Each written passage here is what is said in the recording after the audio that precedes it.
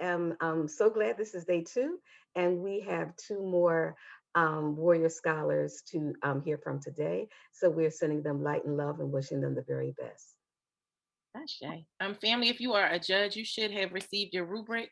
There was a link that was sent out, and just click Sister Samaja Walker's link first, and all her information is pre-filled in. All right, Sister Samaja, let me see, you're on mute, but you are spotlighted. Yay, Bo. Yes. All right, Sister Samaja is going to go first, and let's support her in presenting her project this morning. Ashe. And I'm sorry, Sister Tamika, just in terms of our order, can we just remind people just in terms of our order, once the presenter is done, we will hear from judges first, any judges questions, and we'll take questions.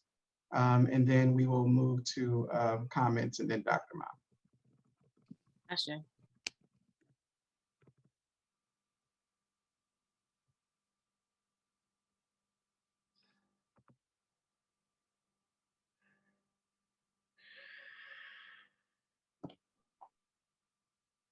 Good morning, everyone. My name is Samaja Walker, and I am here to present to you my senior exhibition project titled Quality and Treatment, an examination of how race and gender influences drug abuse treatment.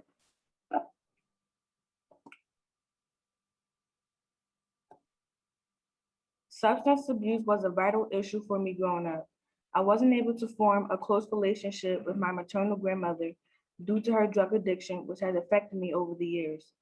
Not only has her addiction affected me, it made me think of other people in the African American community who were experiencing substance abuse treatment themselves or as a bystander.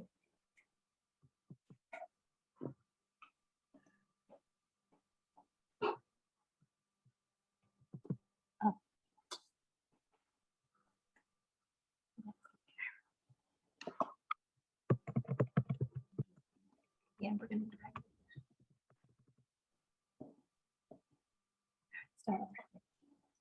Good morning, everyone. My name is Samaja Walker, and I'm here to present to you my senior exhibition project titled Quality and Treatment, an examination of how race and gender influences drug abuse treatment. Substance abuse was a vital issue for me growing up. I wasn't able to form a close relationship with my maternal grandmother due to her drug addiction, which has affected me over the years. Not only has her addiction affected me, it made me think of other people in the African American community who were experiencing substance abuse themselves or as a bystander. There is a stigma that appears that Black and Latinos are the main focus of drug abuse addiction, when however, it appears to be the other way around. There are more white people that dominate this unfortunate issue of drug abuse treatment. According to Laura Close, the author of Addiction Amongst Different Races in the US, African Americans' percentage rate for substance abuse disorder was 6.9%, Latinos were 7.1%, and whites were 7.7%.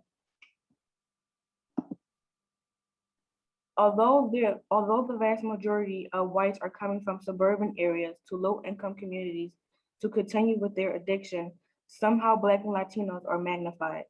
And drug treatment facilities play a huge role in this issue of unfair quality, and availability of drug abuse treatment toward the minority community. Minorities receive less resources, accessibility, quality, and even medication. This is my thesis. My thesis focuses on the quality of drug treatment, how race and gender influences drug abuse treatment, and how there are laws and policies to improve the current drug treatment programs. Therefore, my research question is, to what extent does race and gender influences the quality and availability of drug abuse treatment? According to NORA 2021, out of men and women are actually the ones to receive unequal treatment compared to men. Whites and men bear the heaviest of opioid addiction and overdose rates at a higher rate than minorities as of in 2019. However, recently, as of in 2021, African Americans actually have the highest overdose rates as of now. Women, African Americans, and Latinos receive less quality and availability when it comes to their personal drug treatment. Minorities are more likely to receive methadone than buprenorphine. Methadone is an effective, low-cost medication for opioid use disorder that is easily accessible in the US through community clinics.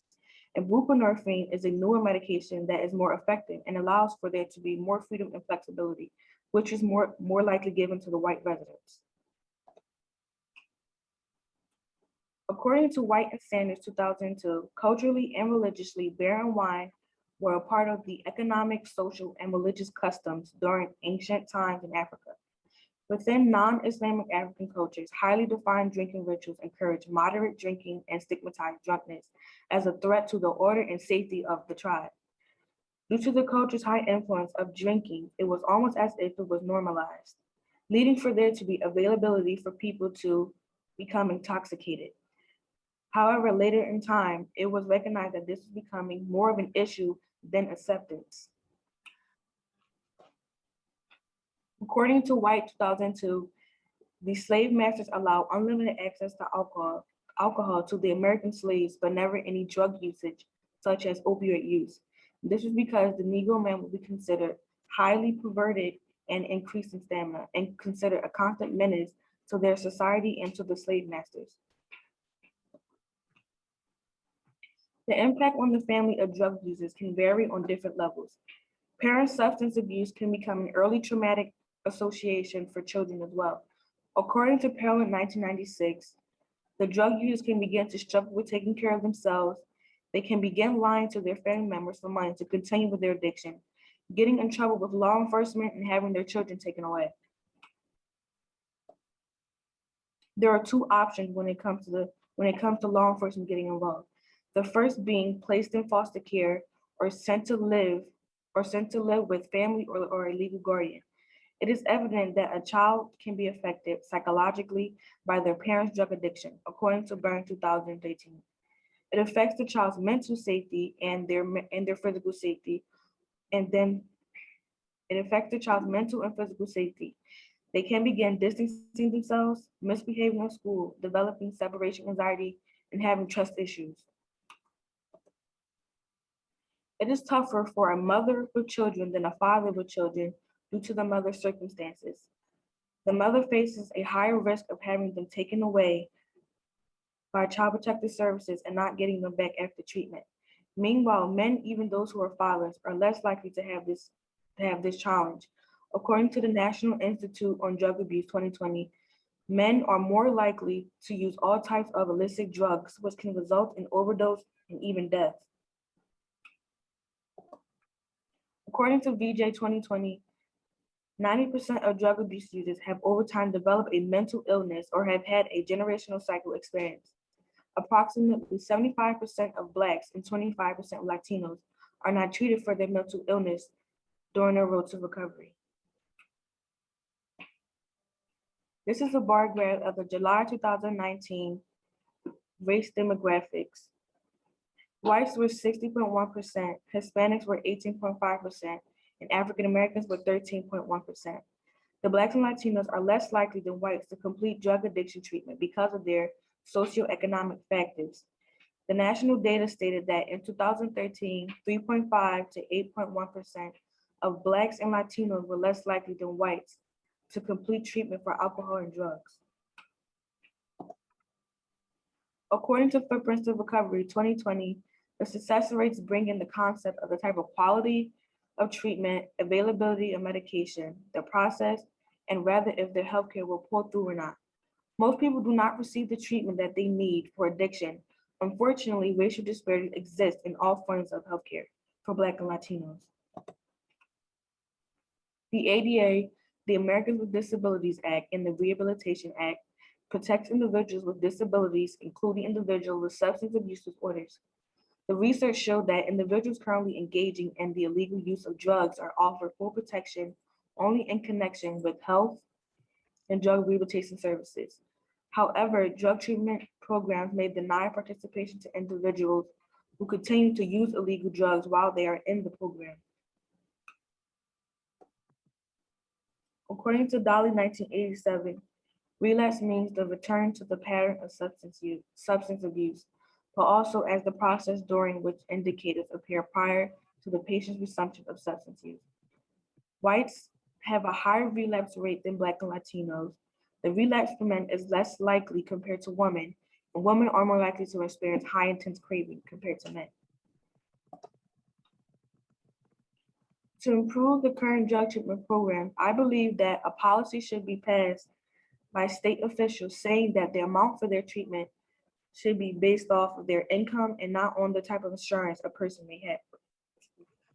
Additionally, there should be more recovery clinics in highly populated drug usage areas. For example, in neighborhoods that are known for drugs could be at least 3 clinics within the radius. Also, I would suggest that there are recovery clinics that are associating with Child Protective Services that allow single mothers to help find a safe location for their children while they receive treatment. Also, Philadelphia is a recovery support city. An Office of Addiction Services established a recovery house system for people enrolled in state licensed outpatient substance abuse programs. To gain further knowledge,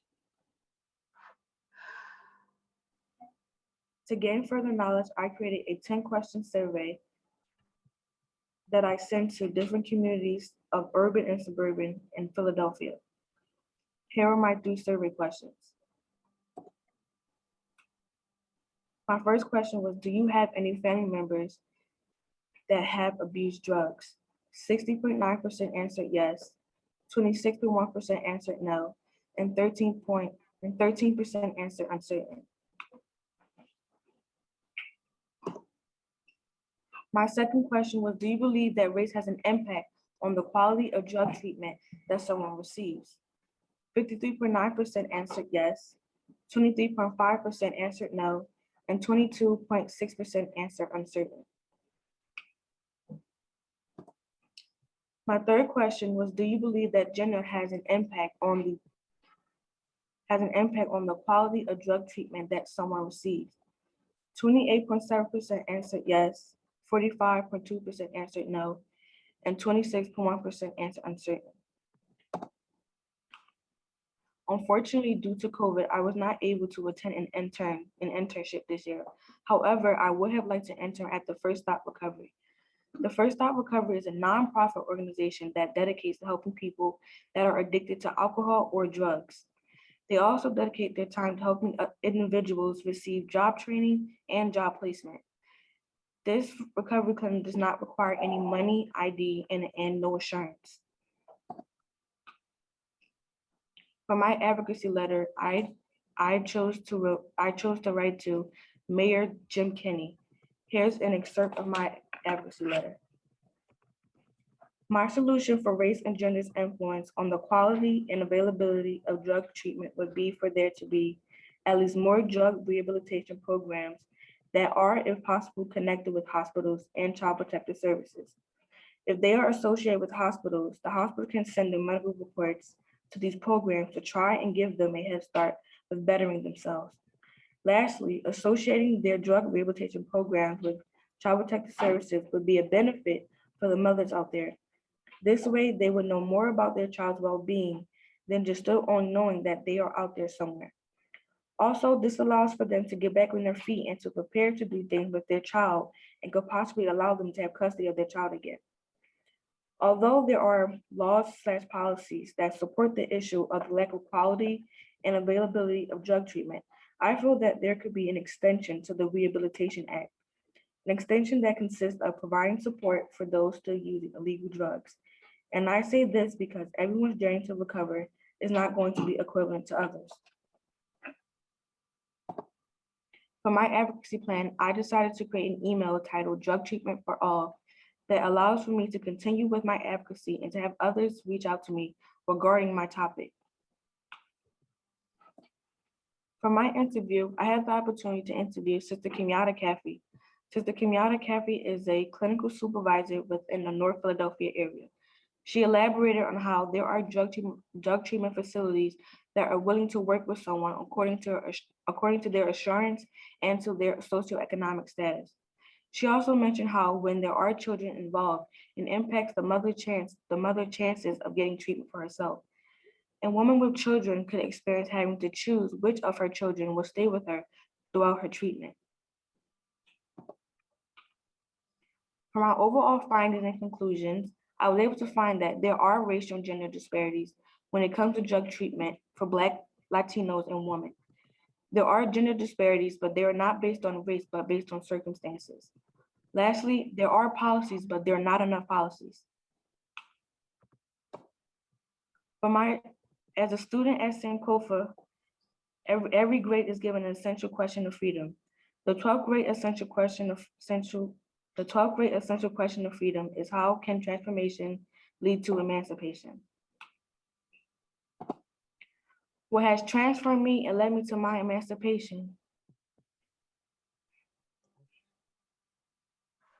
Take your time, Samaja. You got it.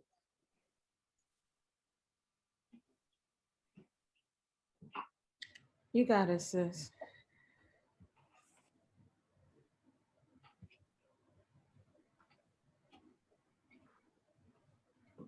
The transformation which had led to my emancipation was the death of my father and my uncle. It has been 15 years since my father have passed and 2.5 months since my uncle have passed. Their death have taught me that I can become more open to not limiting myself and that life awaits for no one. For my future plans, I plan on attending Temple University, majoring in biology, and then later attending a medical school, either to Temple University or University of Pennsylvania. I would like to become either a pediatrician or emergency physician, and to continue to advocate for treatment for access for all. Here are my references. Thank you. Any questions, comments, and level critique?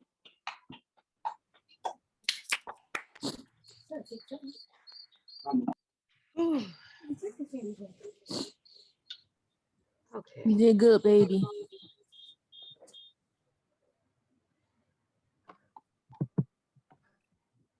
Okay. Maja. Stop sharing your screen. I love you, Samaja. So, Okay, so if we can get started with questions. I love you, baby girl. And we're going to have time for the audience to make comments, but this is not over yet, and Samaj has to stand for questions and answers and get through her question and answer period. So I want to start with some questions, Samaja.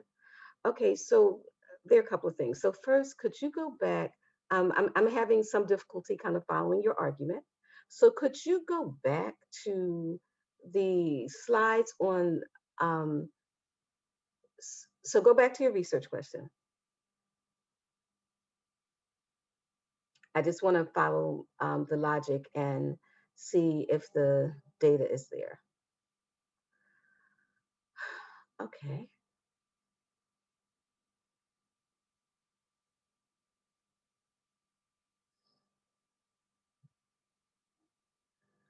Okay. All right. And so,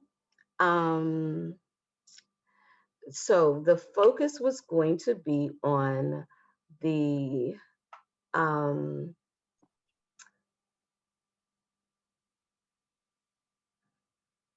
like, how does race and gender influence the different drug treatments that people receive? Is that correct? yes. Okay, so one of the things I'm trying to understand is what the focus of your research was. The focus on illegal drugs like opioids, or was the focus on alcoholism? Did you look at studies that combine alcoholism and drugs? Because both of them were there, and I guess I didn't know what you meant by drug treatment. So what were you trying to focus on? I was trying to focus on drugs. Okay, so you're trying to focus on drug treatment. Okay, so could you go to your slide that talks about I felt like you were beginning to get to a part of your research question. Could you go to the slide that focus on, maybe, is it the two kinds of drugs? I can't remember how to pronounce them, that were used for drug treatments.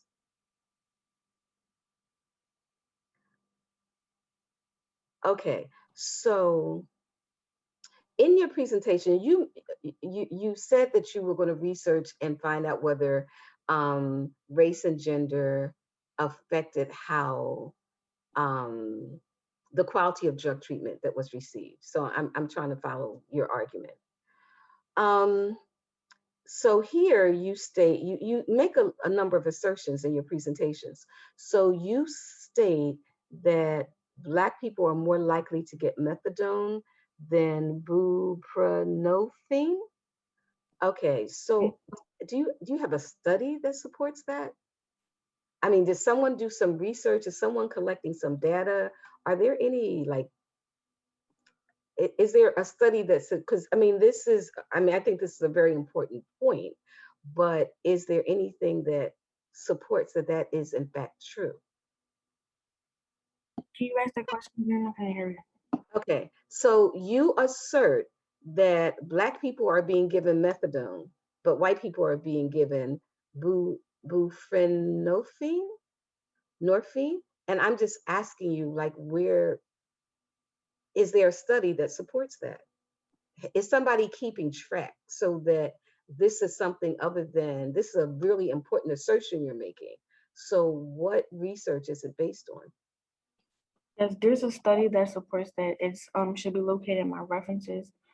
And what else did you mention? I can hear you the last part.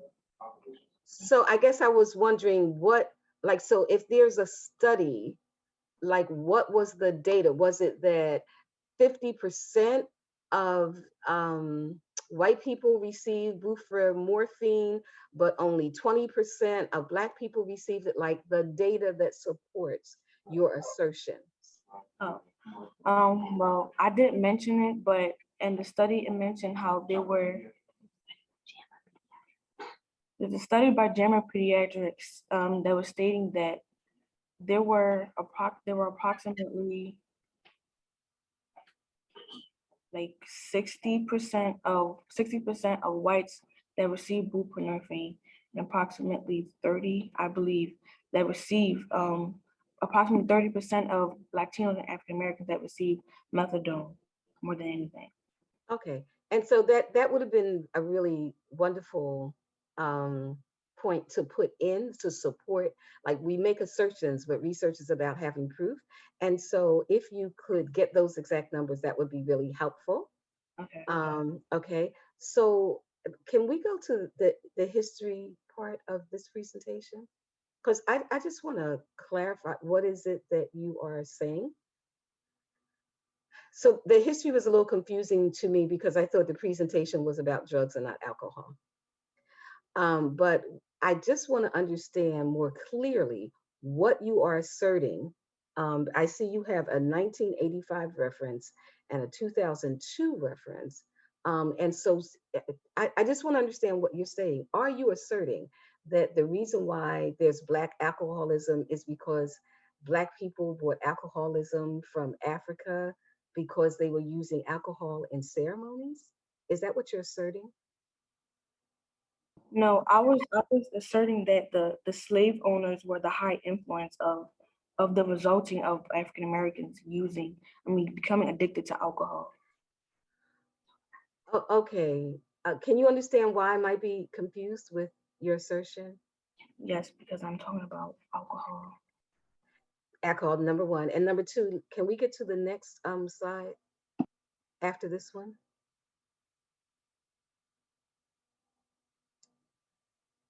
There was something on Africa and ceremonies and African people using alcohol in their ceremonies. Is it there? You don't have a slide, but do you remember that in your presentation? Can you say that again? So maybe I misheard. I thought that in your presentation, your historical background started with some reference to alcohol being used in African ceremonies and and kind of drunkenness coming from that.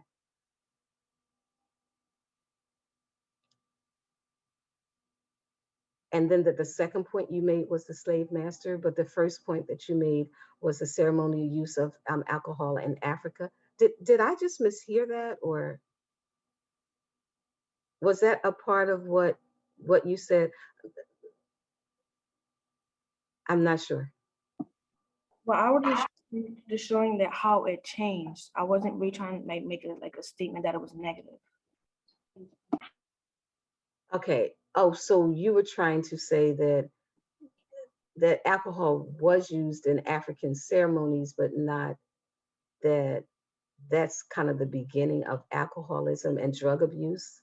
Yeah, so I was practically saying that in Africa it was used properly, but due to colonization and due to slavery, it was misused. And so are you able to draw a line from alcoholism to drug abuse? Are you saying that there's some connection between alcohol and opioids? Yes, because all of it is under drug abuse. Okay. Um, let's go to your recommendations. So in recommending, could you go through again, like what are you recommending? Um, y- it's clear that you're saying that at least when it comes to opioid treatment, that there's a difference, and you say you can support that with some data, and you're going to provide that data later. You also assert that there's some differences in terms of gender. No, yes. Yes, I did. Okay, before you go to solutions, could you tell me the study that you used to support that there are differences based on gender? And if you could just help us to be clear about what those differences are. Are those differences based on these two drugs that are used, or it's based on something different? Yes. It's based on the difference between those two drugs? Or is there some other way that it's different for women? Yes, it's based on JAMA Pediatrics. Can you state clearly what is different for women? How is drug treatment different for women than for men? Drug treatment is different for women than men because due to if there are women who have children, they struggle with finding treatment, and compared to men who have children, most likely they are sent with either like the mothers who are not on drugs.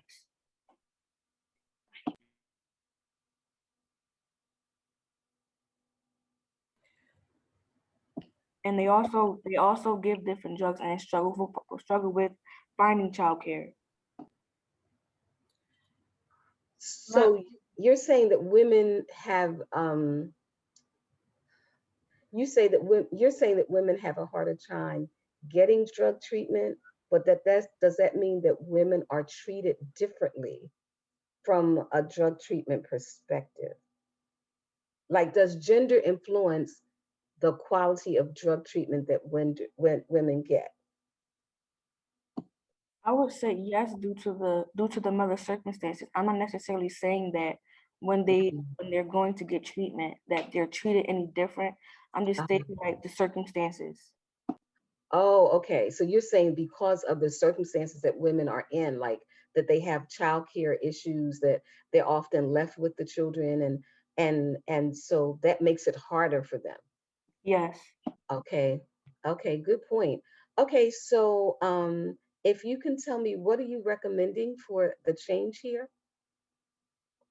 How can we address these inequalities? Can I Um, hear that again? the laws that I mentioned with the ADA and the Rehabilitation Act. Could you expound on that a little bit more? I think you did it in your presentation. I'm just trying to listen to it and try to take it in consideration again.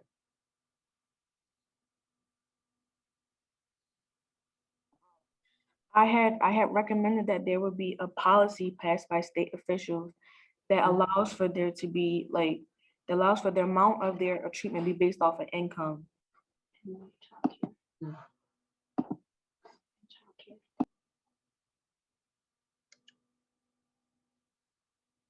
Oh, so that these drugs are more affordable? Yes, So and it's, also for childcare too. oh, okay. So that women will have greater accessibility. Yes. Okay. Um, okay, those are my questions. Thank you. Thank you. Dr. Kelly? Good morning, Sister Samaja. Good morning. So picking right up from there, I heard you mentioning something along the lines of partnering with the child protective agencies, and I thought that that was an interesting idea. Could you elaborate more on that? I'm happen to be a social worker, and I know that having a child removed from someone's home is usually a contentious kind of situation. Are you recommending that like child protective services be more in an assistive role with parents when they do seek drug treatment? Yes, that's what I'm saying. I'm saying I'm basically like stating that like if the child protective services are associating with the clinics, they would have more connection with them and also with knowing their child's well-being instead of just having a harder time of getting them back after treatment. And my other question was in reference to other factors that contribute to whether a person is successful or not. I forget the slide that it was, but you mentioned there was a differential between races about people being more or less likely to be successful in drug treatment. I wanted to know more about that. Like, so what contributes besides childcare? What are some other factors that dictate whether a person is successful in drug treatment?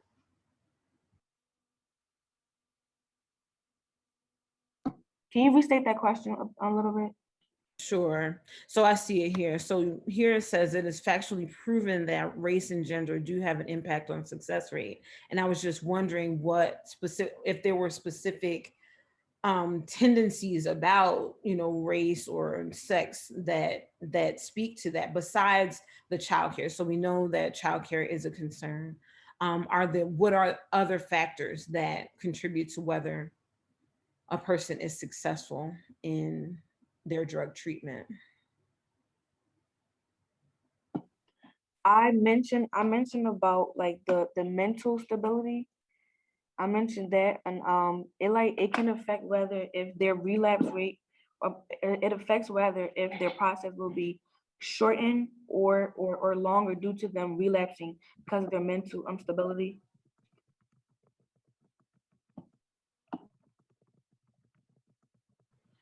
Those were the two questions that I had.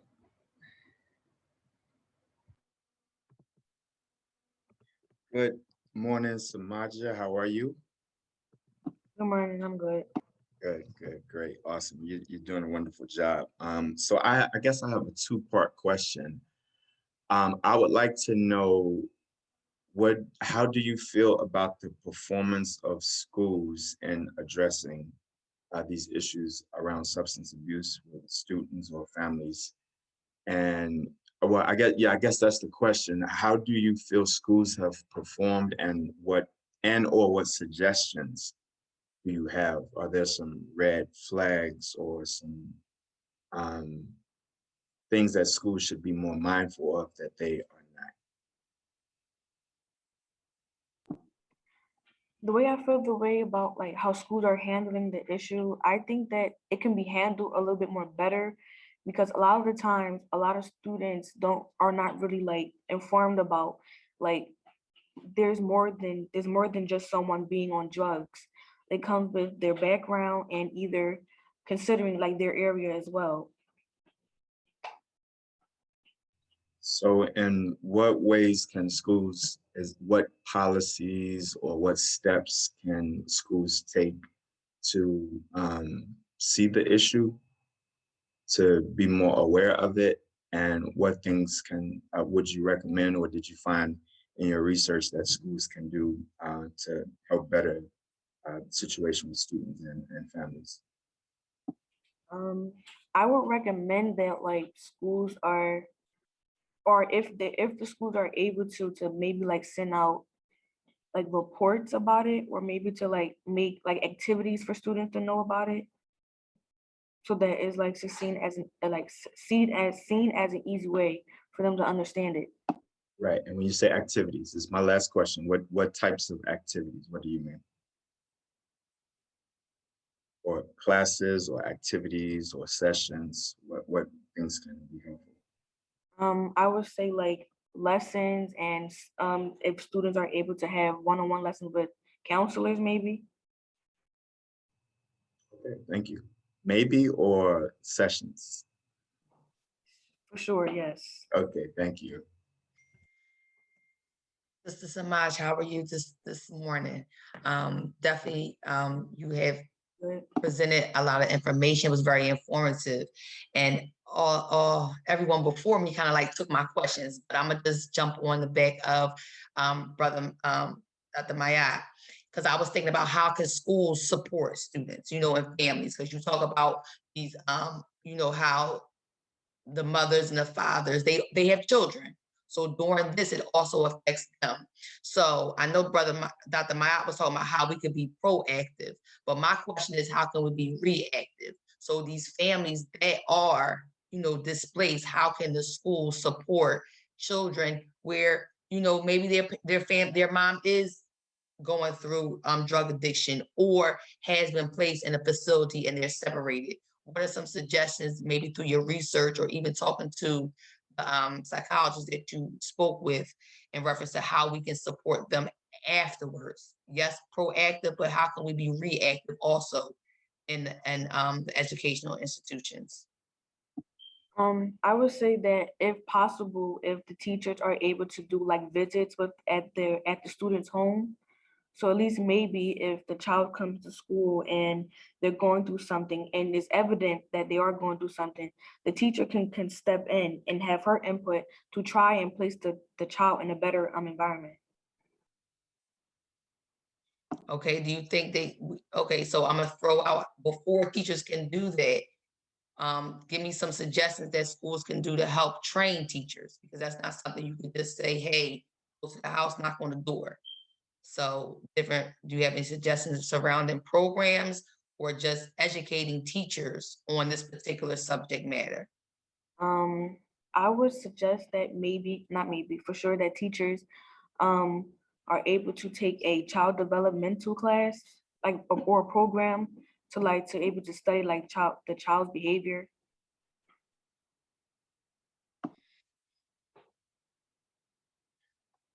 Okay, thank you. All right, family, those are our judges. So if we have any other questions from our other guests, and if not, we'll go right into comments and love and critique for Sister Samaja Walker. And you can just put your hand up, and the participants, so I know that you would like. Dr. Kelly, your hand is up. I think it's still up from the question. It Okay. is, but I would like. Wait, I'm sorry, Dr. Kelly, Samaja. I mean, we're virtual, and so if there are people in the room with you, I would like you not to communicate with them. Like, try not to look their way. Just really stay very present with your Zoom community. Okay. Okay. And if there's anyone in the room, I would like you to please not communicate with Samaja while she's doing this. So Dr. Kelly, you said we can go right into comments and love and critique. So I think your hand was up for that as well. Sure. So I just wanted to say, Sister Samaja, when I first met you, I think it took maybe 8 months for me to be able to recognize your voice, because you were so quiet in class. And I just want to say, sis, that I just really want to honor your growth. I've watched you grow into this amazing, and you were always a very intellectual sister. You always had great grades. You always, in terms of, I loved reading from you because you've always like written really solid, had really solid assignments. But in terms of hearing your voice in this last year, I've absolutely, even though we're in, in this situation, I've heard your voice so much more resoundingly this year. And I'm so proud of this progress that you made. I'm so proud of the confidence that I've seen that you grow into, and really being able to be able to state and have your voice truly be heard. And so I'm so grateful for that. So I want to congratulate you on that. I also want to acknowledge the fact that this is, in terms of growth, this particular project, you've been working on this for months. And so an earlier version of this you presented 2 months ago at the ASCAT conference, and has definitely gotten so much better since then. So I just want to thank you, good sister. I appreciate you, and congratulations. Thank you. You're welcome. Dr. Mayat. Yes, thank you. I was gonna try and jump in because I'm sure people have some glowing comments about Samaja. Samaja, it's been an honor to have taught you and to have been your dean of students over the years. And you're quiet, but I know that you can, make your voice heard when it's concerning your grades. If it's a grade that she feels she doesn't deserve, she will definitely call you, email you, text you, stop you in the halls. When I think of focus, and when I think of students who like, how far is she gonna go? How, not will she succeed, but how much can she succeed? How much will she succeed? You're definitely that student. Through being sick, through hardship, through stress, you've always accomplished, and you've always driven yourself. And I know to the point sometimes too where you wouldn't like when I would say, did you see what Samaja did? Did y'all see what she did? You didn't always want the attention because you was just trying to stay focused on shining. And it's just been such a blessing to have you at Sankofa, and to have your leadership, your scholarship, your determination for honor roll, and just top of the charts, everything. And the most important thing about that, although you didn't always like it, you're leading the pack. So we would have to point other students like, see what Samaja did. So, thank you for being with Sankofa, staying with Sankofa. Thank your mom. We appreciate your family. And the only question is, how much will you accomplish? Like, we know you're going to be great, but the question is, how much will this young lady succeed? So it's just been such an honor. I just want to say thank you for years. Thank you, Dr. Mayat. I'm sorry, Sister Mareka, did you have a? No.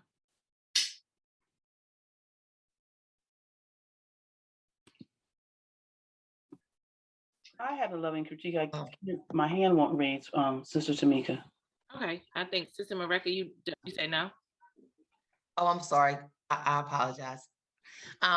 Sister Samaj, I just want to say you definitely your information, and I had a personal connection to this because, like you said, it affects. I remember, and when I saw your survey, I recall reading your survey and just looking at the data of the connection of how drug addiction affects our community.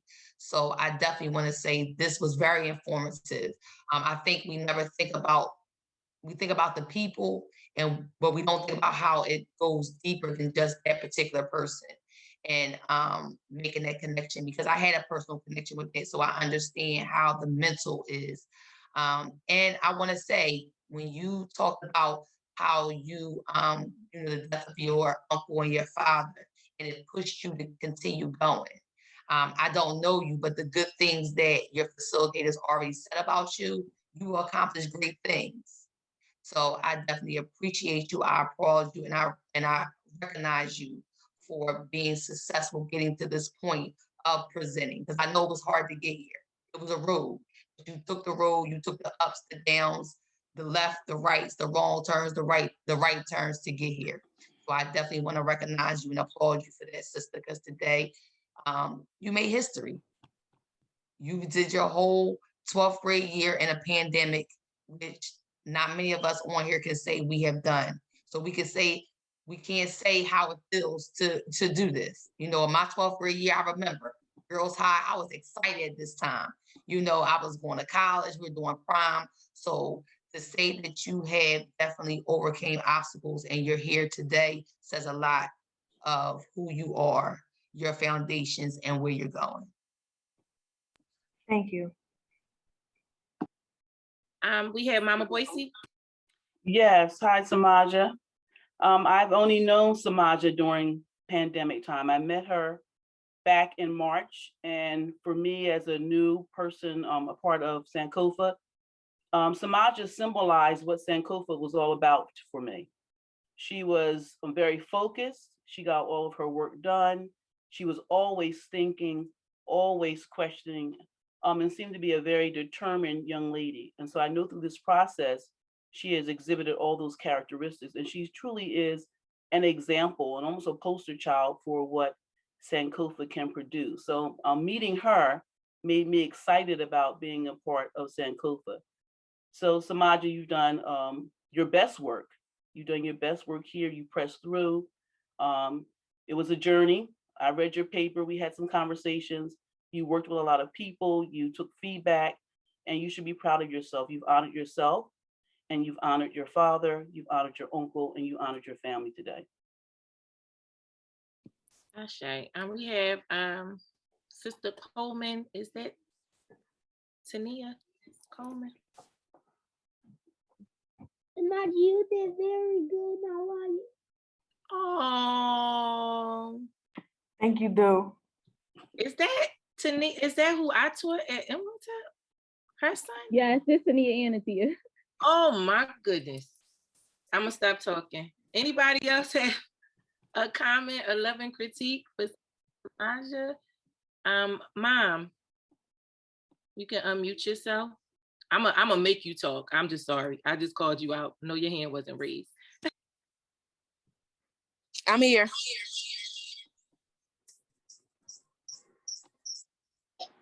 Would you like to say something to Samaja? Yes.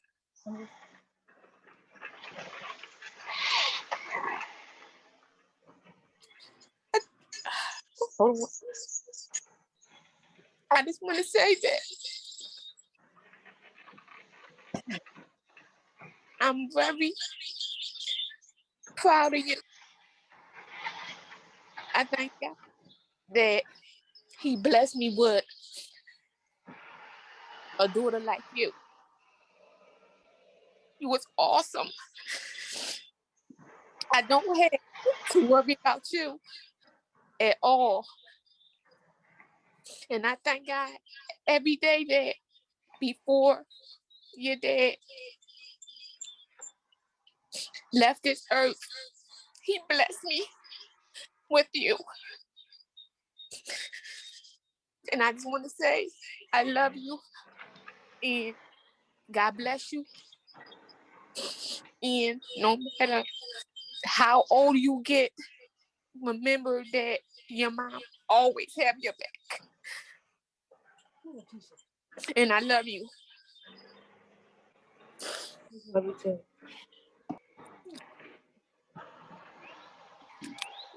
All right, so I'm going to talk about Sister Samaja. Thanks, Mom. I probably should let you go after me. But I want to talk about Sister Samaja. Sister Samaja has not missed a day of school in high school. Like even when she went for her surgery, she had back surgery. And Sister Samaja signed in like right before she went in for surgery.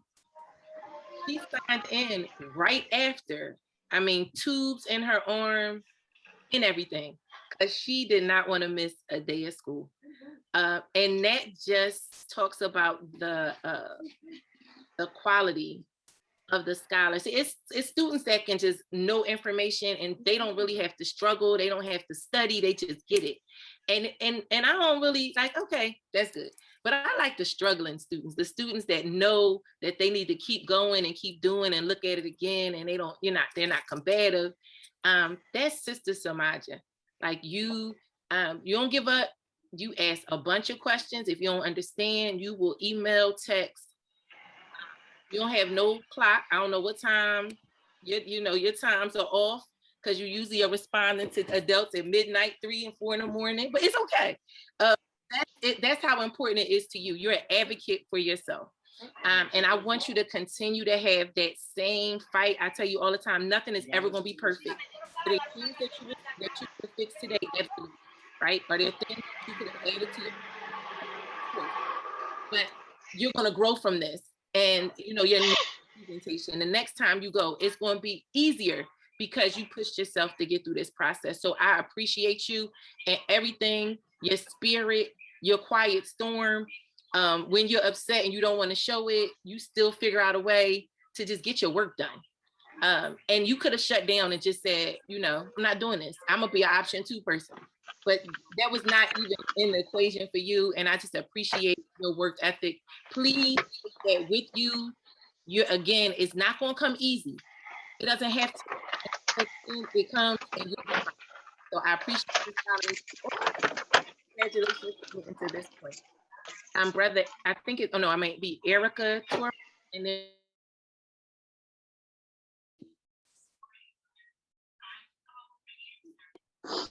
Hello, how you doing? I'm Erica Torres, Samaja's aunt.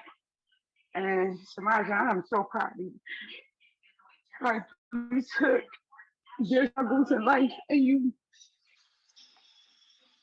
made something of yourself. Like, you used, the struggle of you not having your father around.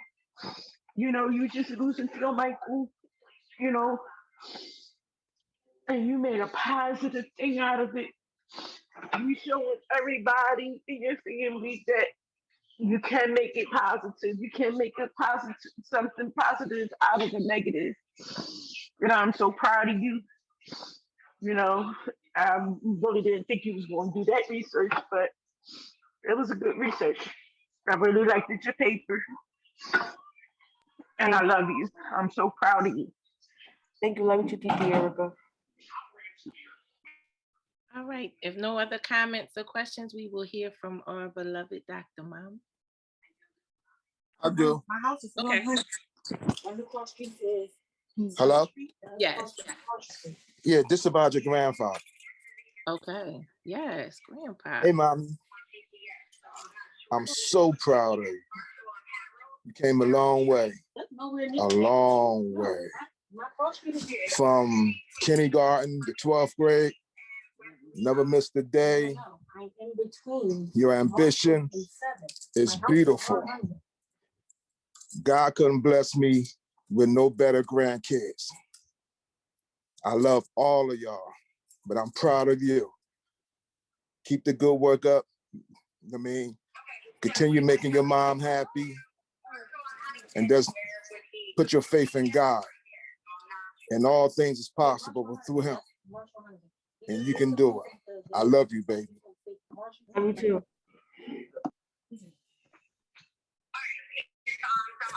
Samaja, I just want to say that I'm very proud of you. 1 second, I'm sorry. I think it's background noise in their background. So if we mute them, we won't hear the person talking. Okay, Miss Allen, you can unmute Takisha. Yeah. I just want to say that I'm very proud of you. You did an awesome job. You never seem to fail us. You are a leader for not only just your school, but your cousins. And they all look up to you. You did a wonderful job. I did have them watching. So especially Ramira, so she can know what to look forward to when she goes to your school next year. But I just want to say that this is something to celebrate. Like you are amazing. You always was and you always will be. and you know I'll always be there for you every step of the way. I love you. Go see him. I'm gonna buy you a toy, all right?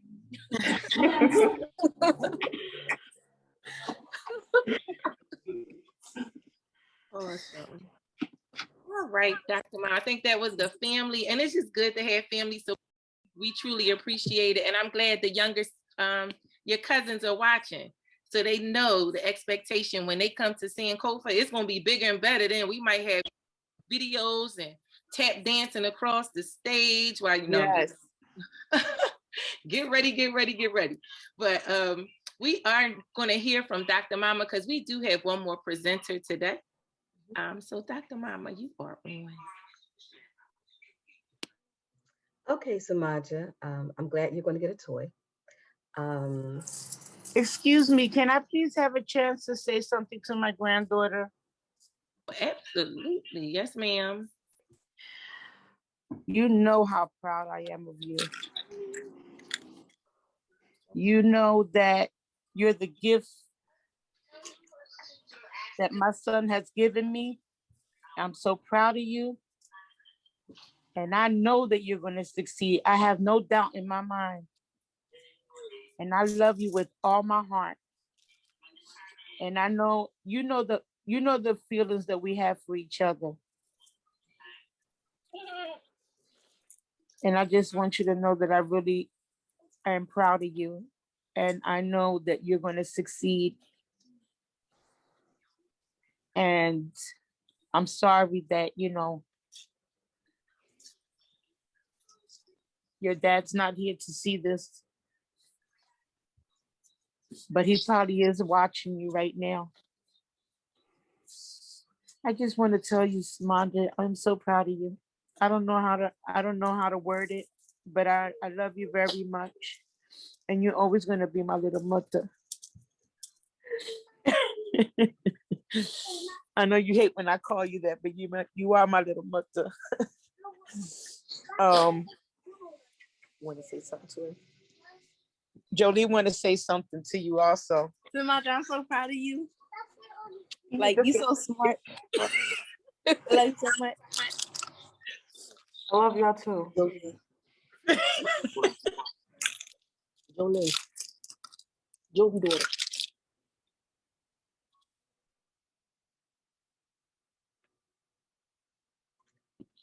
Okay, is it time for me to continue, or it's time? Is there anything else? Okay. Yes, I'm done right now. Thank you guys for everything, and I'm glad that she's determined. She took after me. All right. We're gonna fight. We're gonna fight for those grades, right, Mama? Te quiero mucho, mi amor. Que Dios te bendiga. Love you too, Grandma. Okay. Bye-bye. Okay, Samaja. I want to start with Loving Fatigue because I think you aspire toward being a scholar. Some would treat you like one, right? And when I see someone who is going places, I want them to be prepared for when they get there, right? So there's definitely some things that as you move on, if you had to do this presentation again, that you should do differently. So I'm gonna talk about some of those things, okay?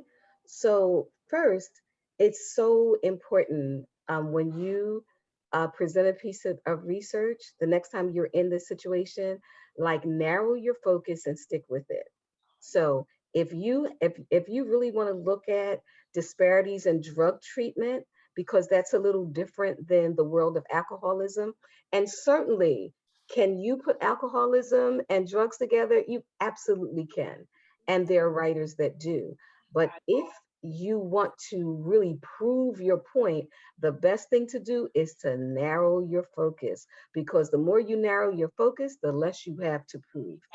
Right? And so I would say that today, the focus should have been more narrow. And in your paper, because I have read your paper, some of those things were there, but some of the comments I made on your paper really focused about being able to substantiate what your assertions are with data. And that's easier to do when you narrow your focus. I would say the second thing is this issue of data. So you worked really hard. Like it's not like you didn't read studies, because you did, right? You didn't make up studies. You actually read them.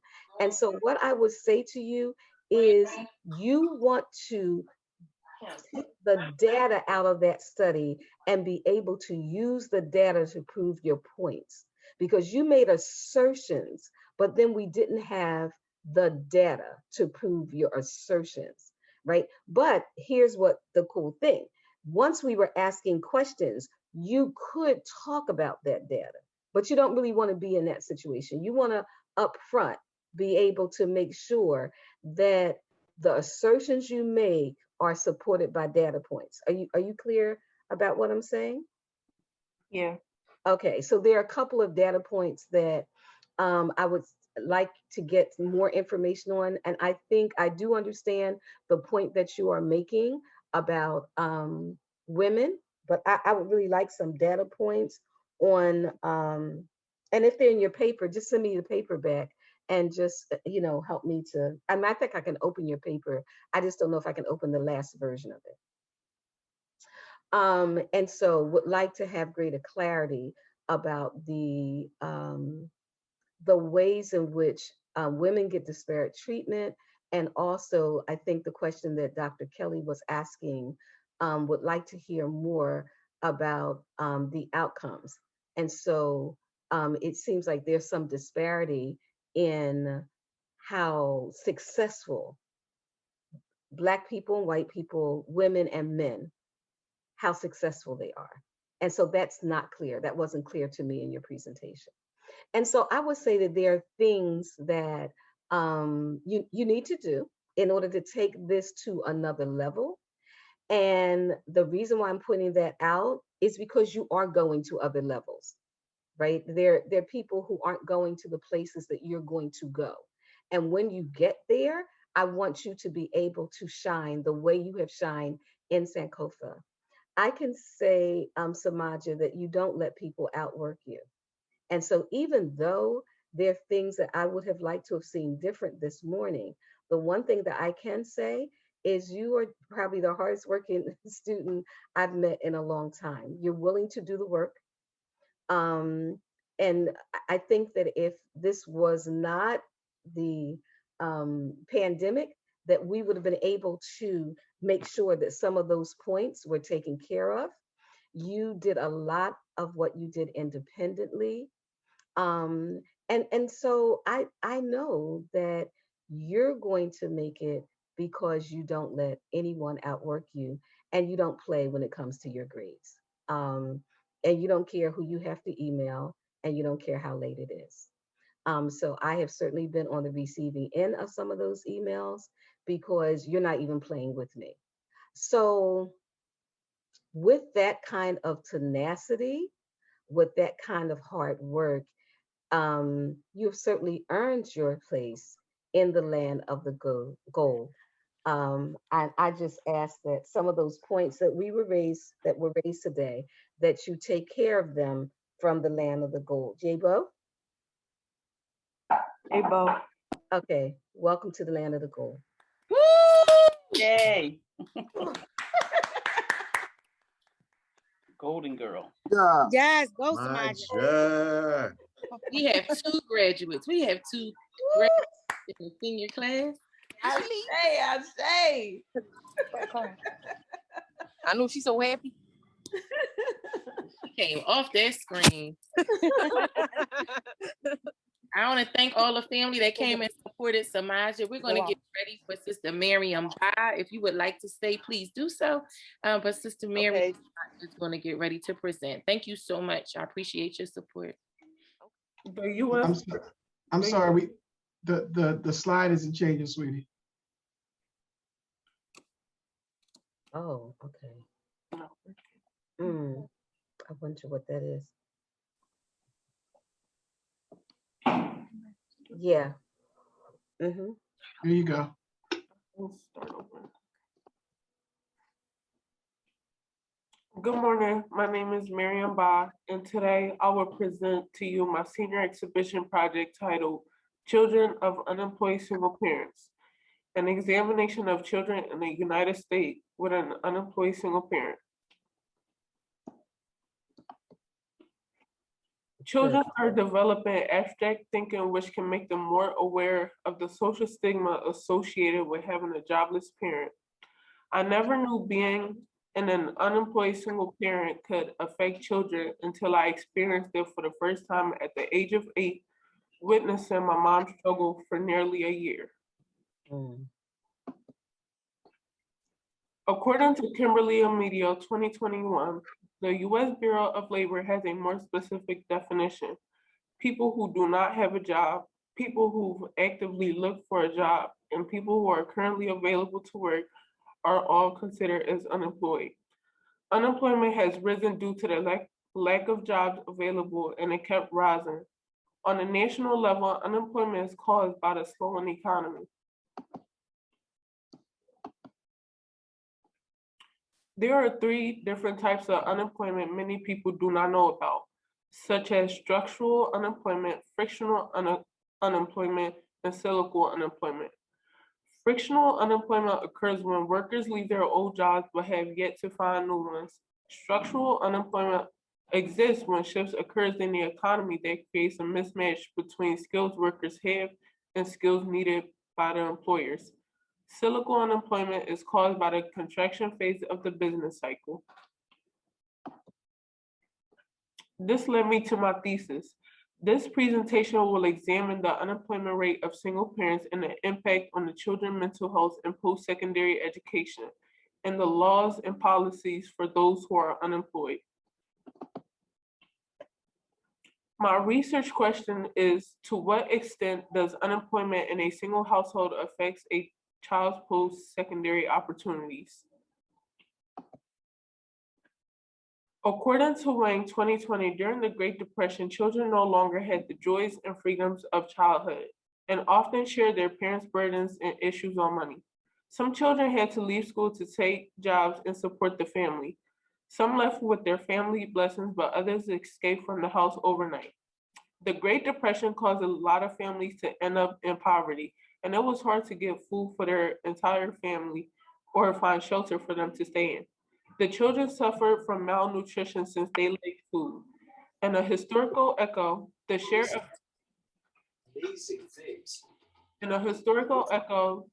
of young adults in recent years who graduated from college happened to be about 30%.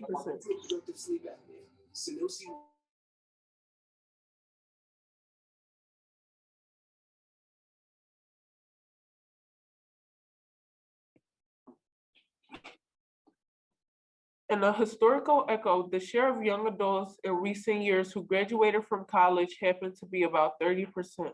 That number was considered too low.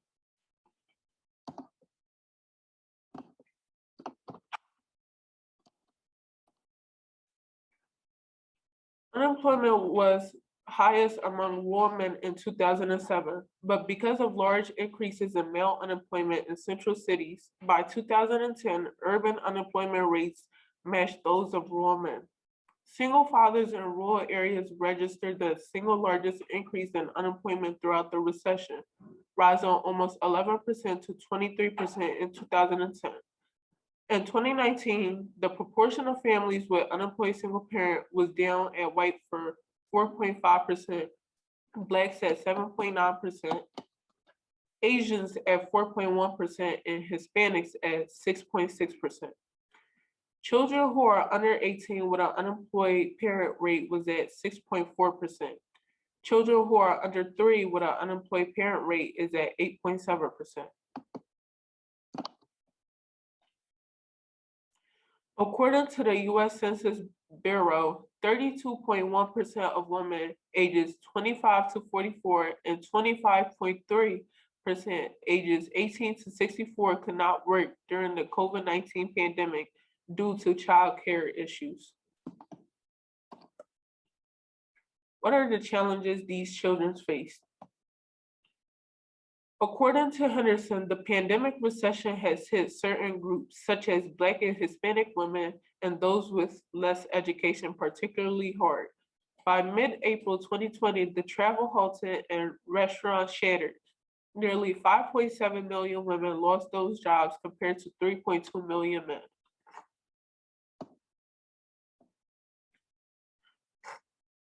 The hit was even harder for low-wage single moms. 83% working as waitresses lost their jobs by mid-April, along with 72% of those working as cleaners, 58% of 58% of those working as cooks, a third of personal care aides, and 14% of customer service representatives. COVID-19 brought financial difficulties to single families' homes because they had a lack of job due to job loss. The pandemic has led to many services and child welfare systems being cut back or postponed, which led to concerns of both increased child abuse and decreased reporting. According to Nikolova 2018, the psychological cost of parental unemployment may be higher for young children because negative experiences accumulate over life and stressful events early in life have a stronger effect on outcomes later in life. Older children may feel pressured to take more responsibility in a family. Boys and girls tend to cope differently when it comes to parents being unemployed. Boys tend to be more negatively affected by parental unemployment compared to girls, possibly because at younger ages, girls show better emotional self-regulation. Children of unemployed parents do not have access to nutritious meals, safe living conditions, or resources for learning and growth. Additionally, parental unemployment can lead to lower rates of college access and lower future earnings.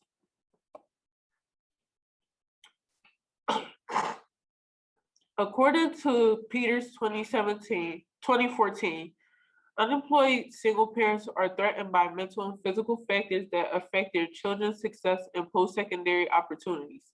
Earnings and incomes in these households before job loss are slightly lower than those with no unemployment. Parents of these children tend to be more likely to have just a high school degree and less likely to have attended college. Poverty has also been linked to a variety of socio-emotional problems in all children, regardless of ethnicity, ages, including varying degrees of depression, strained peer relations, low self-confidence, conduct disorders, and higher levels of overall social abnormalities and psychological disorder. Even though the children may not be living in complete poverty, it can still lead to consequences while living in a household with an unemployed single parent. Madeline 2011 reports that low-income youth whose parents lose their jobs have lower rates of college attendance. Respondents who experience parental unemployment during early ages 0 through 15 years old have lower life satisfaction at ages 18 through 31. This suggests that the psychological cost of parental unemployment may be higher for young children because negative experiences accumulate over life and stressful events early in life have a stronger effect outcomes later in life. Several studies have documented lower math scores, poorer school attendance, and a higher risk of grade repetition or even suspension or expulsion among children who have lost their parents, who have lost their jobs, The Universal Declaration of Human Rights, Article 23 explains everyone has the right to work, to free choice of employment, to just and favorable conditions of work, and to protection against unemployment. The pandemic unemployment assistance gives aid to people who have lost their jobs during COVID-19. To further my research, I conducted a 10-question survey and distributed it to upper school students at Sankofa Freedom Academy Charter School and other members in the Philadelphia community. I will share 3 of my questions from the survey.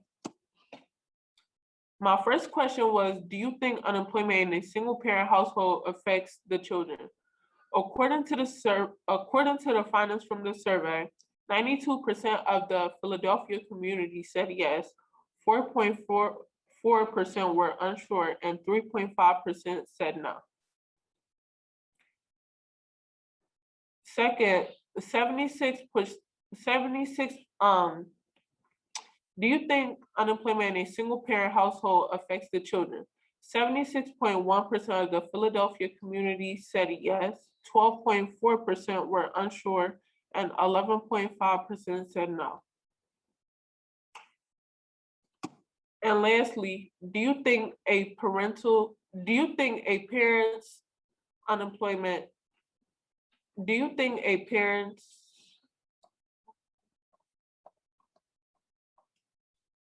Do you think there's enough benefits for single families who are unemployed? 71.7% of the Philadelphia community said no, 12.4% said yes, and 15.9% were unsure.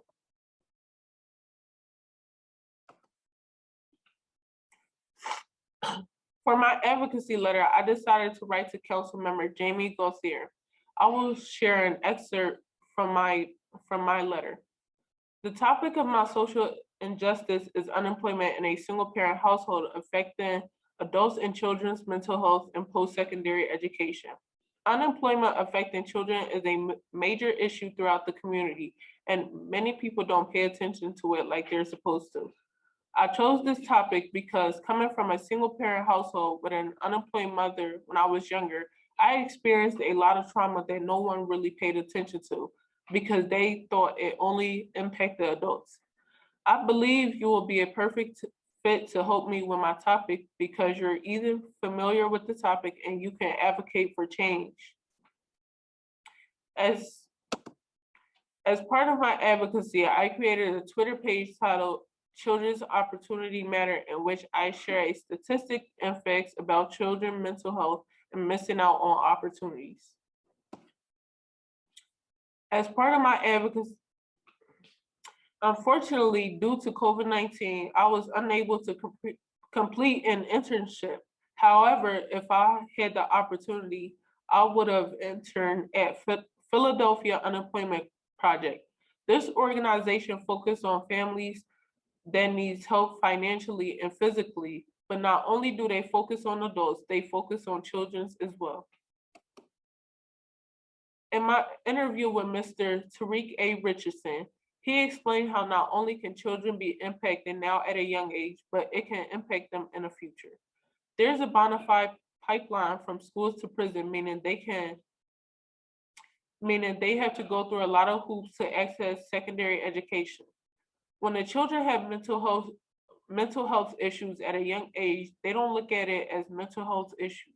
They look at it as problematic children, but when they get older, that's when they become a statistic because they are now in facilities, incarcerated, or in the streets.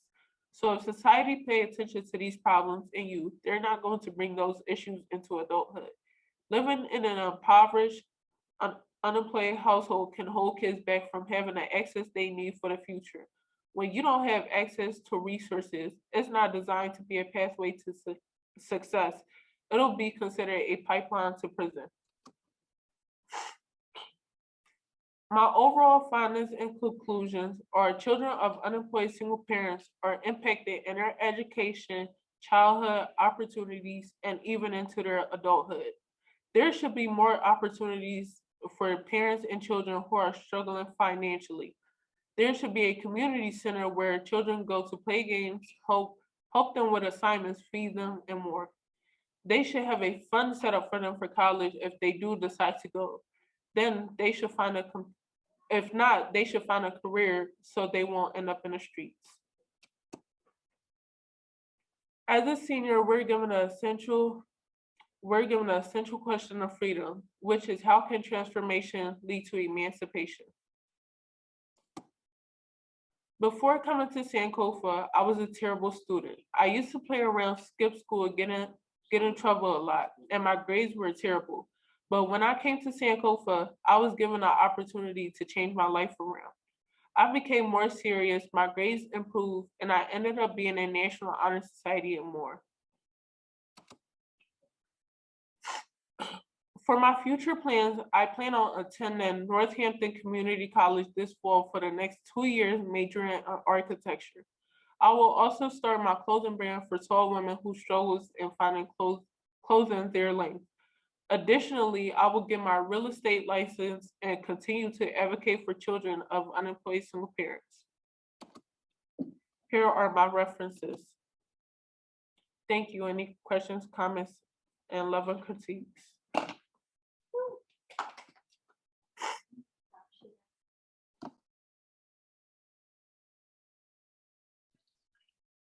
All right, family, we're going to start with our, yep, you can stop sharing. Because we're going to start with our questions from our judges. Any particular, Dr. Maya? Oh, Dr. Kelly hand is up. So Dr. Kelly, you can go first. Good morning, Sister Miriam. Good morning, Dr. Kelly. So I wanted to ask if, you do discuss extensively how being employed it affects a person's financial well-being. I was just wondering if you had come across information about other aspects of employment that other benefits of employment besides monetary. I didn't come across anything, but after this, I will research for more information and get back to you on it.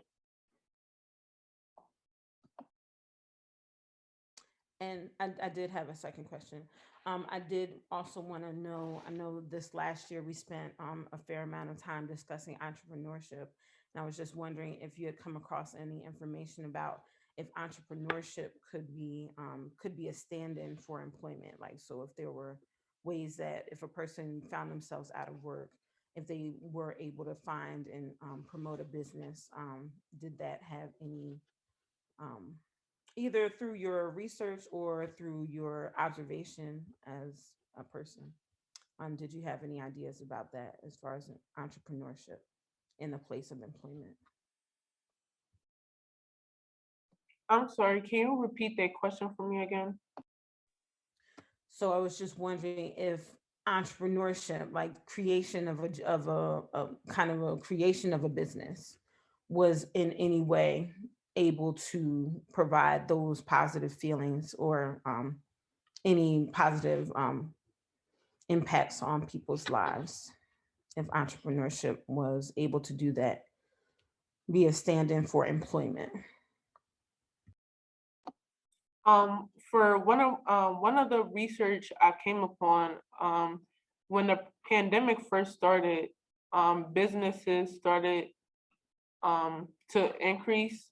Like, people started creating their own businesses because they thought it will help them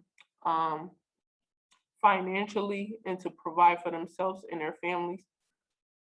If you would like, after this, I can send you the article. Thank you, sister. Those are my 2 questions. Dr. Mayat? Yes. Good afternoon, Miriam. How are you? Good. Awesome. Very relevant presentation, extremely important. I appreciate the passion that you take to the issue. It's extremely relevant, if I can talk, for poor, Black and brown, working class oppressed communities. So I do appreciate that, but I do have a question. Dr. Kelly, I think, was kind of getting to it as well. It's a lot going on right now with unemployment in the country, and there are some bills, some legislation that you mentioned, the United Nations. It's some legislation that's taking place. Are you able to elaborate on some of the current policies under the Biden-Harris administration, or have you heard about, did you come across, are you aware of some of the things that's being done in government now in regard to your topic? Yes, there are things now that are being done since the beginning of the pandemic, such as the stimulus and the PUA unemployment benefits, where some citizens receive money weekly or they get stimulus. Sorry, I had to come off mute. Yes, yes, that's very good. I really appreciate that. It's you have the what is it called? The American Jobs Act, I believe. Just want you to look into it, and that's related to what you're saying as well. With unemployment, it's some stuff in there about roads and infrastructure and broadband. It's just the Biden-Harris administration's strategies to continue to employ people, to bring people back into the workforce.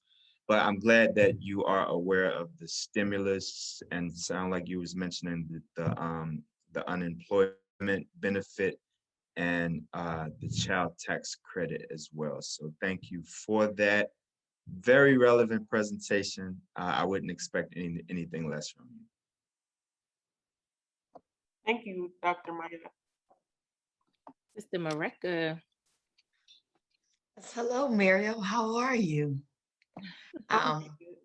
Good. I'll leave my comments for later, but my question, the one thing that was interesting, is your Twitter page.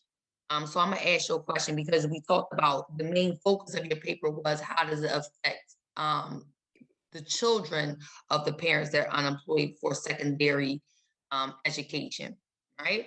So how can, because I see you use social media now in today's age, your generation is social media is the way of communication through a lot of different avenues. So, and you developed this Twitter page in reference to letting information out. How's another way that you could use social media, maybe to develop some type of way to communicate to help students, to give information or educate surrounding secondary education and resources? Because I know you said maybe we have community centers that provide resource rooms. So what can we do in reference surrounding social media? How would you have any suggestions surrounding how you can use social media to educate or even give resources out?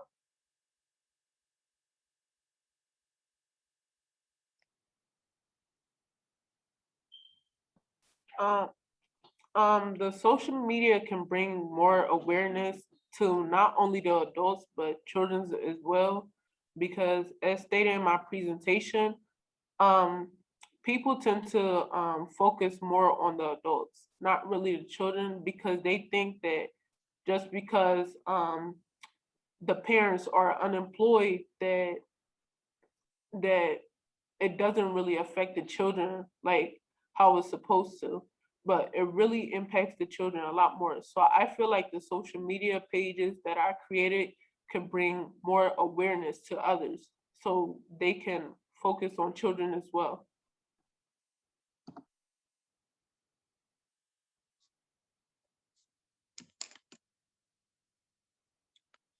All right, do we have any other questions? Dr. Mama, do you have a question?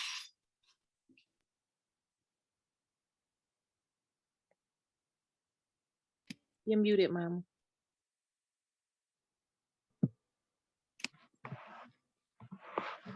Okay, so I did have a question about your reference page, Miriam. Could you bring that up, please?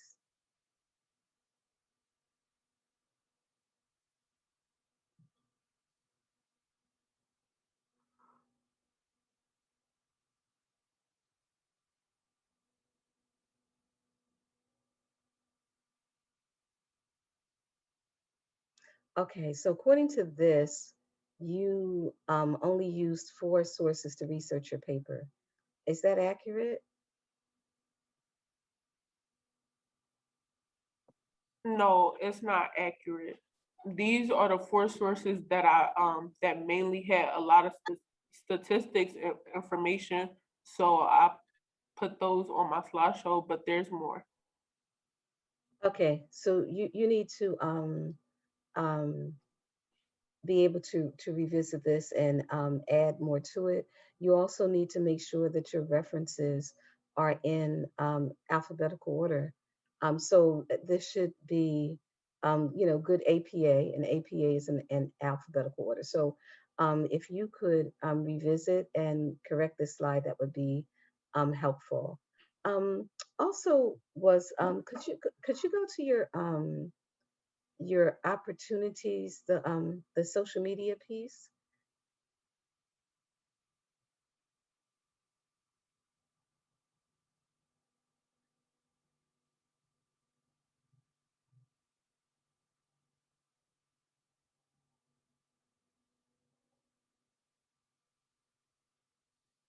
Right there, right there, that right there, the children's opportunities.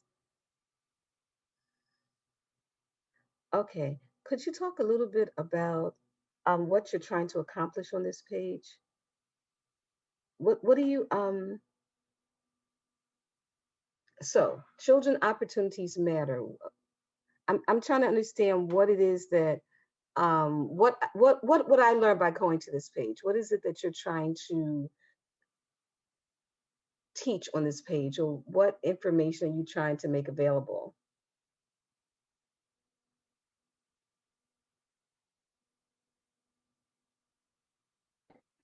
I was trying to share statistics about how unemployment can affect the children opportunities and not being able to do certain things because they're affected financially. The Twitter page have lots of information about the children's now and when they get older and how it affect them. Okay. And so I think this was Sister Mareka. Is there anything about post-secondary outcomes on this Twitter page? Yes, it talks about kids going to college. Okay, so you have some ways of helping. You're giving them some information that helps in the college process. Yeah,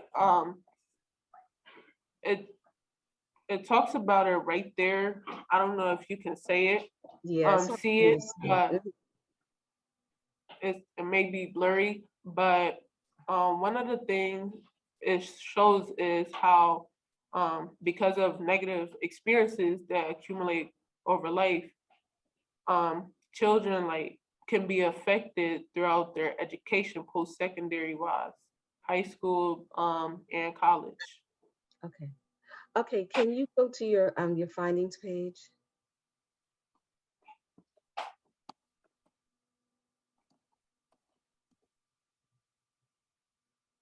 Your findings page. I think it's a couple of slides after this one.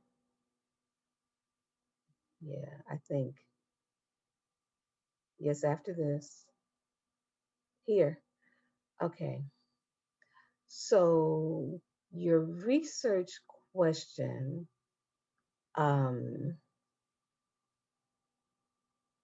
was kind of, how does unemployment impact children's post-secondary outcomes? And in your findings, you say, well, it's impacted.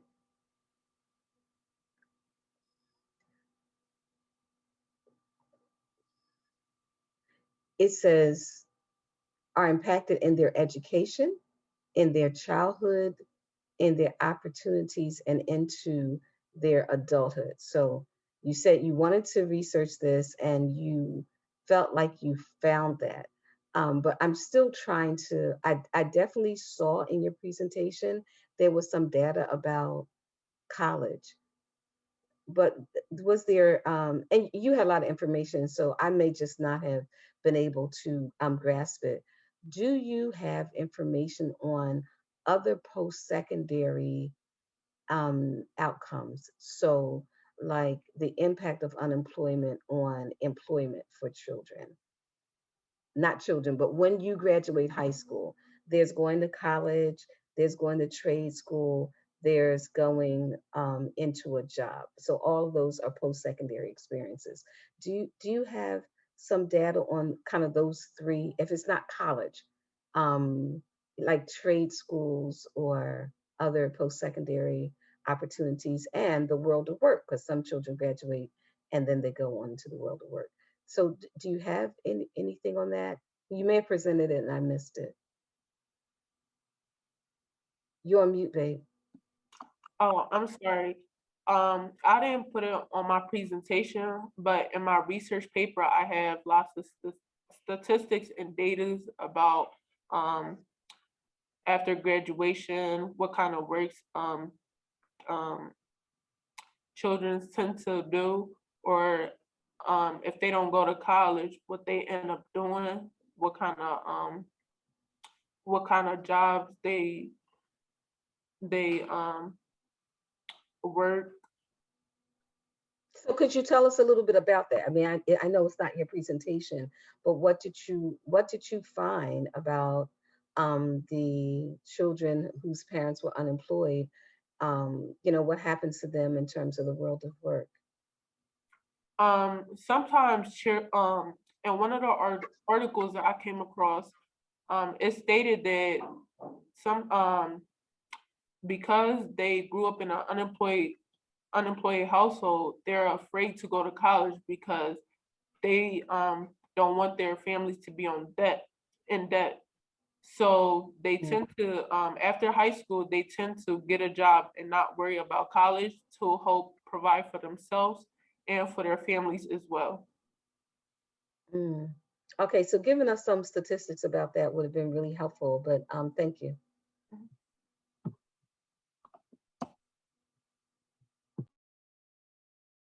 All right, family, we're going to go into comments and love and critique. So if you have something, please raise your hand. I'll start with our judges. So Dr. Kelly, you can go first.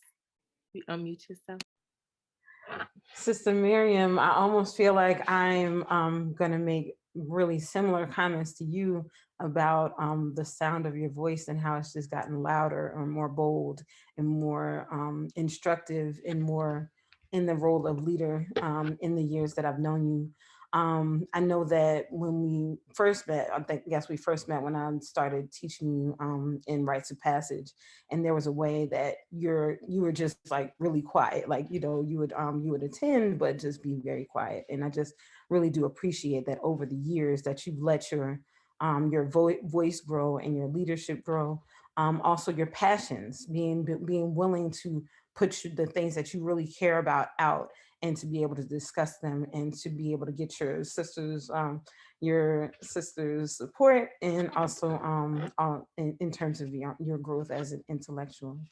I also want to just thank you so much for just being willing to share, be willing to share yourself and the compassion that you have. And I loved your idea for tall women's clothing. Like I am an extraordinarily short woman. And so I rarely have the issues that you articulated, but you talk about, just being this tall woman and wanting to feel confident. And I loved the business that you had proposed during our class. And so I'm looking forward to it. I have a good friend that's tall, so I will definitely be supporting your business, not for myself, but for others. And and I'm looking forward to your growth as you continue on, good sister. Thank you, Dr. Kelly. You're welcome. Brother Brian. Good morning, Miriam. First, I just want to say, I think you chose a very important topic. I think it's relevant, and like I said, it's important. I really liked how you first gave the historical context, talking about the Great Depression, and then you made it, that you talked about today with looking at the pandemic and how that impacts unemployment and opportunities and things like that. So I think you did a really good job. I just wanted to say that I'm proud of you, and similar to what Dr. Kelly said, just hearing your voice and watching you grow over these last 3 years has been amazing. It's been a pleasure, and good job again. Ashe, Barbara. Sister Tamika. Yes. Can I go real quick? Because I need to. Yes. Okay. Yep. Sister Miriam, first I would like to say, I haven't known you as long as everyone else known you, but I met you starting last week. So you made an impression on me. From when we first encountered to today, to see your growth just in these 2 weeks made me smile. Because the other day we sat on the steps and you were like, I need help with this. I'm like, all right, come on, let's figure it out. And we figured it out. And then to see you present this morning, it made me smile. It definitely did. And I just want to say, you opened my eyes to something as an educator, as a school leader. When you compared the history of the Great Depression, of how students had to, stop working, stop going to school, and begin to take on jobs to help the family. This is in the state that we're in right now. So we have lost students because they had to choose between helping my family, my mom, to make sure that my siblings eat, or just contributing to the household because I have to, not because I want to. And as an educator, just trying to see how we can better help our scholars. Like you said, you went back to 8 years old, and you're now 18, 17 years old, and that memory is still and had a lasting impression on you, good and bad. So I definitely want to say thank you. It was informative, and it gave me some things to think about as a educator and as a school leader, of how I can assist not only the families but the scholars. So thank you for that, and you did a great job. Thank you. Dr. Mayat. Yes, Miriam. Thank you, sis, for coming. I appreciate you. Miriam, you are a scholar athlete. One of the smartest students to walk the halls of Sankofa. I respect that you put your work before your sport. And honestly, I don't know if you play basketball just because you're good at it, or if it's something that you want to do. Like, you're just good at basketball. But you are a great student. I'm really glad to hear these goals that you have. I didn't know this. You didn't tell me. I didn't know this. But I do want to just make a few father-daughter comments, and you probably know what they are. I've had to have some conversations with you that I shouldn't have had, because you know better. I have to speak to your mom like, yes, I know she knows. Mom is like, she knows. I'm like, yes, we know she knows. And we just want you to just stay focused and shine and always do your best. You're not an average student. You don't have like average level understanding about academics or behavior. You just chose to do certain things. And, I had to, have some conversations with mom. But I know that you have matured a great deal, and you're going to go off into the world and be extremely focused in your college years. So I just want you to keep shining. I want you to always live up to your potential, regardless of what or who is around you. You're that student. So thank you for, gracing the halls of Sankofa and being who you are. It's been wonderful. I want to say congratulations, and I'm looking forward to hearing big news in the future. Thank you, Dr. Mayat. You're welcome. Sister Fatima.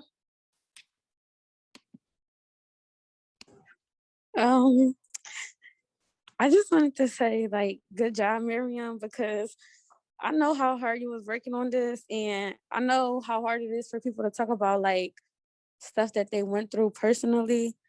So I just want to congratulate you for even being able to go up there, because you was really nervous about it. And good job, and keep being the person that you are. Thank you, Fatima.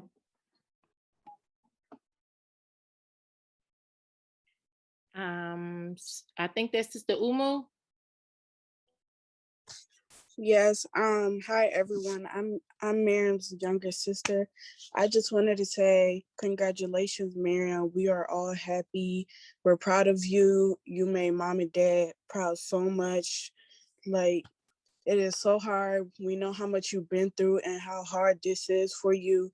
I'm so proud of you to see how you're moving on so fast. You're about to go to college and leave us, but I love you. Continue the good work. And yeah. Thank you.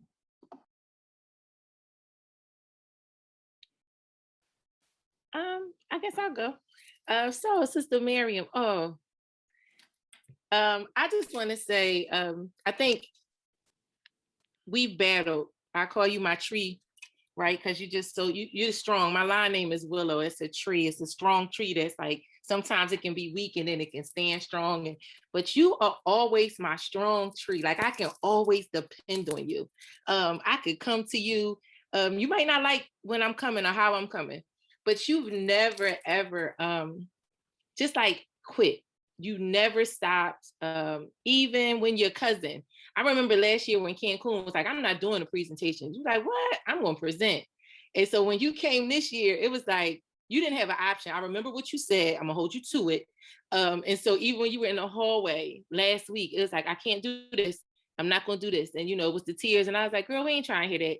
And then last night, about 12:30, you was like, I feel good. I feel confident, right? And it comes from practice. And so I want everybody to see, like, this sister probably last week didn't even think she can be here. And because of practice and putting in the time, like you put the time in on a court and you put the time in, y'all do it on social media. If you put the time in, you can be successful too. And this sister has shown that, yeah, she was a little rough around the edges when she came to Sankofa, but she still knew she had a purpose. And I'm so glad, Miriam, even it makes sense to me now why you work so hard. Like during the pandemic, Miriam never stopped working. Like it was always a job after a job. She would leave, do her study, and then go to work.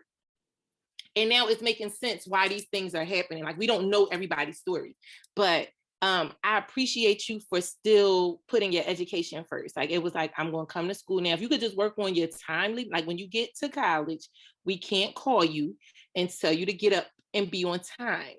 That's what you need to work on. So if you could work on that, sister, you will be awesome. In Northampton, I have family out there to support you, and it's just a car ride away. And I don't know about the tall stuff, what kind of clothes I will be able to purchase. Maybe I could cut my pants off, but I will support you and your endeavors. But I just truly appreciate the kind of student you are. It's a way in which you slide through upper school and you support others. And so continue to do that. Like we're expecting you now. You have some long arms, so you can pull a whole lot of people through. And that's what we're expecting you to do in this process. So Asante Sana, I'm so proud of where you are right now. Thank you, Sister Tamika. You're welcome. Sister Sabrina's hand is up and it will go right to Dr. Mama. Hello, Miriam. I have to say that I am proud of you today. You have shown through this presentation your road, your road through basketball, which is taking you onto your next level. Never, never, never give up on what you're doing and always stay strong. The same way I would tell you on a basketball court, stand tall, get those hands up and stay strong. And that's what you did on your presentation. When the questions were asked of you about some things that we did not see, you were able to stand up and stand strong for that. And I want you to keep working that way. And like Sister Tamika said, be on time. Be on time with everything you do. Be on time. Good job. Thank you. Ashe. Thank you, Coach. Oh.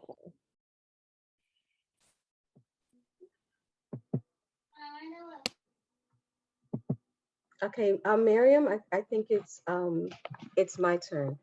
So, Mary, let me say that I really appreciated this presentation.